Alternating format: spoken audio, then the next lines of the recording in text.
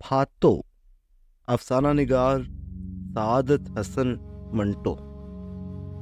तेज बुखार की हालत में उसे अपनी छाती पर कोई ठंडी चीज रेंगती हुई महसूस हुई। उसके ख्यालात का सिलसिला टूट गया। जब वो मुकम्मल तौर पर बेदार हुआ तो उसका चेहरा बुखार की शिद्दत के बायस तिमतिमा रहा था। उसने आंखें खोली और देखा फातो फर्श पर बैठी पानी में कपड़ा भिगोकर उसके माथे पर लगा रही है। जब फातो ने उसके माथे से कपड़ा उतारने के लिए हाथ बढ़ाया तो उसने हाथ पकड़ लिया और अपने सीने पर रखकर हौले हौले प्यार से अपना हाथ उस पर फेरना शुरू कर दिया। उसकी सुर्ख आंखें दो अंगारे बनकर देर तक फातो को देखती रहीं। वो उस दहकती हुई टिकटिकी की ताब न ला सकी और हाथ छुड़ाकर अपने काम में मसरूफ हो गई। इस पर वो उठकर बिस्तर में बैठ गया। फातो से, जिसका असल नाम फातिमा था, उसको गैर महसूस तौर पर मोहब्बत हो गई थी। हालांकि वो जानता था कि वो किरदार और अतवार की अच्छी नहीं। मोहल्ले में जितने लौंडे हैं उससे इश्क लड़ा चुके हैं, लेकिन ये सब जानते हुए भी उसको फातो से मोहब्बत हो गई थी। वो अगर बुखार में मुब्तला न होता तो यकीनन उससे अपने इस जज्बे का इजहार कभी न किया होता, मगर तेज बुखार के बायस उसको अपने दिलो दिमाग पर कोई इख्तियार नहीं रहा था। यही वजह है कि उसने ऊंची आवाज में फातो को पुकारना शुरू किया। इधर आओ, मेरी तरफ देखो। जानती हो, मैं तुम्हारी मोहब्बत में गिरफ्तार हूँ, बहुत बुरी तरह मोहब्बत में गिरफ्तार हूँ। इस तरह तुम्हारी मोहब्बत में फंस गया हूँ जैसे कोई दलदल में फंस जाए। मैं जानता हूँ तुम क्या हो, मैं जानता हूँ तुम इस काबिल नहीं हो कि तुमसे मोहब्बत की जाए, मगर ये सब कुछ जानते बूझते तुमसे मोहब्बत करता हूँ। लानत हो मुझ पर। लेकिन छोड़ो इन बातों को और मेरी तरफ देखो। मैं बुखार के अलावा तुम्हारी मोहब्बत में भी फंका जा रहा हूँ। फातो, फातो, मैं। उसके ख्यालात का सिलसिला टूट गया और उस पर हिज़यानी कैफियत तारी हो गई। उसने डॉक्टर मुकुंद लाल भाटिया से कोनेन के नुकसानात पर बहस शुरू कर दी। चंद लम्हात के बाद वो अपनी माँ से, जो वहाँ मौजूद नहीं थी, मुखातिब हुआ। बीबी जी, मेरे दिमाग में बेशुमार ख्यालात आ रहे हैं। आप हैरान क्यों होती हैं? मुझे फातो से मोहब्बत है, उसी फातो से जो हमारे पड़ोस में 5 बंदों के यहाँ मुलाजिम थी और जो अब आपकी मुलाजिम है। आप नहीं जानती उस लड़की ने मुझे कितना जलील करा दिया है। ये मोहब्बत नहीं, खसरा है।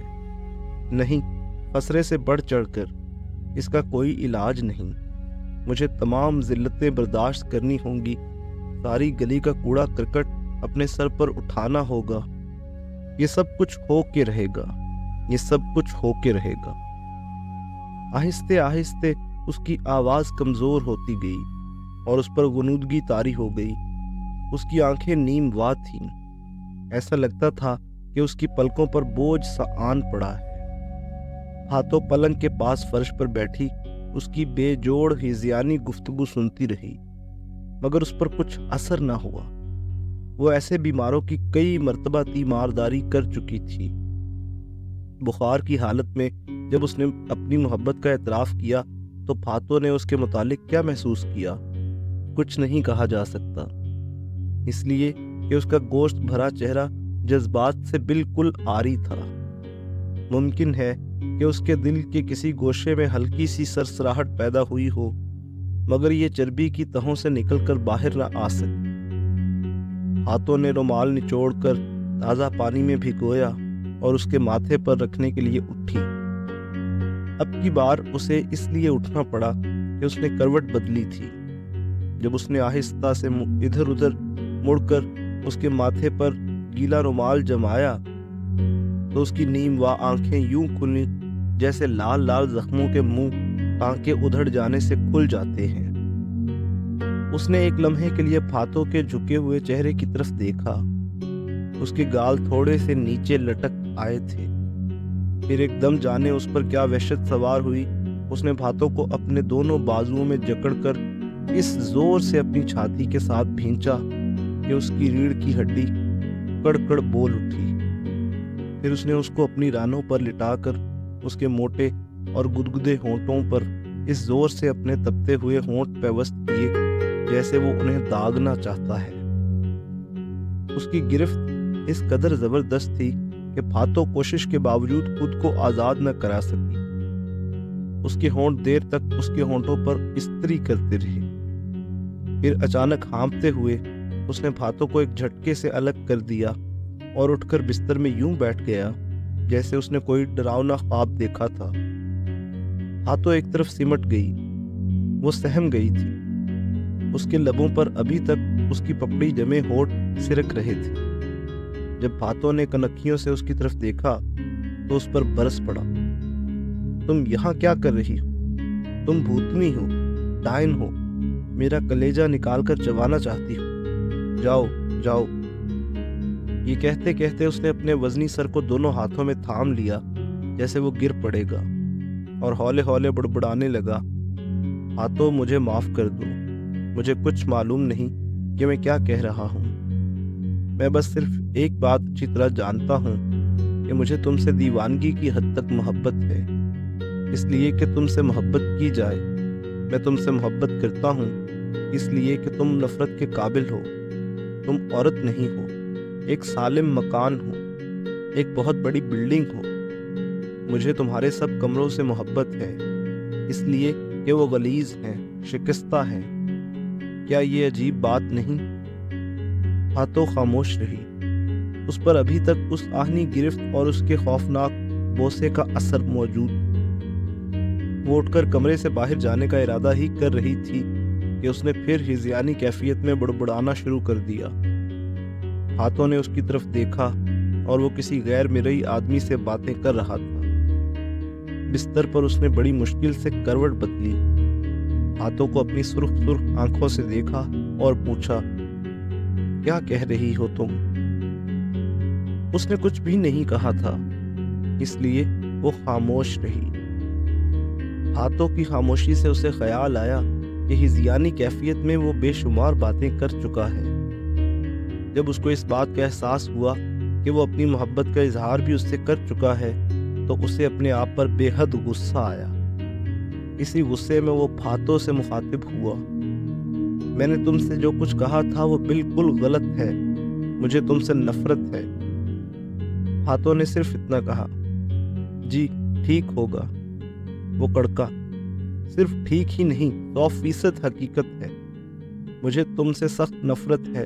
जाओ, चली जाओ मेरे कमरे से, खबरदार जो कभी इधर का रुख किया। फातो ने हस्बे मामूल नरम लहजे में जवाब दिया, जी अच्छा। ये कहकर वो जाने लगी कि उसने उसे रोक लिया। ठहरो, एक बात सुनती जा। फरमाइए। नहीं, मुझे कुछ नहीं कहना है, तुम जा सकती हो। फातो ने कहा, मैं जा तो रही थी, आपने खुद मुझे रोका। ये कहकर उसने बर्तन उठाए और कमरे से निकलने लगी, मगर उसने फिर उसे आवाज देकर रोका, ठहरो, मैं एक बात तुमसे कहना भूल गया हूँ।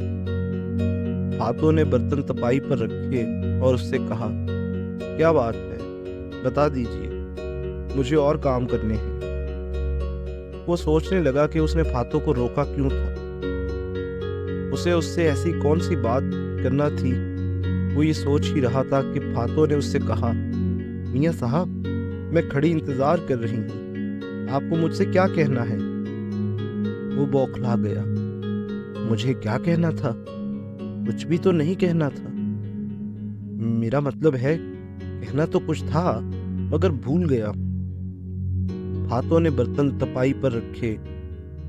आप याद कर लीजिए, मैं यहाँ खड़ी हूँ।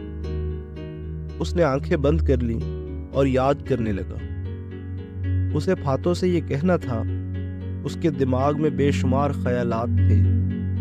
दरअसल ये कहना चाहता था कि फातो उसके घर से चली जाए, इसलिए कि वो उससे इस कदर नफरत करता है कि वो नफरत बेपनाह मोहब्बत में तब्दील हो गई है। उसने थोड़ा अरसा के बाद आंखें खोली। फातो तपाई के साथ खड़ी थी। उसने समझा कि शायद ये सब ख्वाब है, पर जब उसने इधर उधर का जायजा लिया تو اسے معلوم ہوا کہ خواب نہیں حقیقت ہے، لیکن اس کی سمجھ میں نہیں آتا تھا کہ پھاتو کیوں بت کی مانند اس کی چارپائی کے ساتھ کھڑی ہے۔ اس نے کہا، تو یہاں کھڑی کیا کر رہی ہے؟ پھاتو نے جواب دیا، آپ ہی نے تو کہا تھا کہ آپ کو مجھ سے کوئی ضروری بات کہنی ہے۔ وہ چڑ گیا، جھنجھلا کر بولا، تم سے مجھے کون سی ضروری بات کرنی تھی؟ جاؤ، دور ہٹ جاؤ میری نظروں سے۔ پھاتو نے تشویشناک نظروں سے اس کی طرف دیکھا۔ ایسا لگتا ہے آپ کا بخار تیز ہو گیا ہے، میں بی بی جی سے کہتی ہوں کہ ڈاکٹر کو بلا لائے۔ وہ اور زیادہ چڑ گیا، ڈاکٹر آیا تو میں اسے گولی مار دوں گا، اور تمہارا تو میں ان 2 ہاتھوں سے گلا گھونٹ دوں گا۔ پھاتو نے اپنے لہجے کو اور زیادہ نرم بنا کر کہا، آپ ابھی گھونٹ ڈالیے، میں اپنی زندگی سے اکتا چکی ہوں۔ اس نے پوچھا، کیوں؟ بس اب جی نہیں چاہتا زندہ رہنے کو۔ میاں صاحب، آپ کو معلوم نہیں میں یہ دن کیسے گزار رہی ہوں، اللہ کی قسم ایک ایک پل زہر کا گھونٹ ہے، خدا کے لیے آپ میرا گلا گھونٹ کر مجھے مار دیجیے۔ وہ لحاف کے اندر کانپنے لگا۔ پھاتو، جاؤ، مجھے تم سے نفرت ہے۔ پھاتو نے بڑی معصومیت سے کہا، میں جانے لگتی ہوں پر آپ مجھے روک لیتے ہیں۔ اس نے بھننا کر کہا، کون حرام زادہ تجھے روکتا ہے؟ جا، دور ہو جا۔ پھاتو جانے لگی تو اس نے اسے پھر روک لیا۔ ٹھہرو۔ وہ ٹھہر گئی۔ فرمائیے، تم نہایت واہیات عورت، خدا تمہیں غارت کرے، جاؤ اب میری نظروں سے غائب ہو جاؤ۔ پھاتو برتن اٹھا کر چلی گئی۔ 1 مہینے بعد محلے میں شور مچا کہ پھاتو کسی کے ساتھ بھاگ گئی ہے۔ سب اس کو برا بھلا کہہ رہے تھے۔ عورتیں خاص طور پر اس کے کردار میں کیڑے ڈال رہی تھیں، اور پھاتو اپنے میاں صاحب کے ساتھ کلکتے میں ازدواجی زندگی بسر کر رہی تھی۔ اس کا شوہر ہر روز اس سے کہتا تھا، فاطمہ، مجھے تم سے نفرت ہے، اور وہ مسکرا کر جواب دیتی، یہ نفرت اگر نہ ہوتی تو میری زندگی کیسے سنورتی؟ آپ مجھ سے ساری عمر نفرت ہی کرتے رہیے۔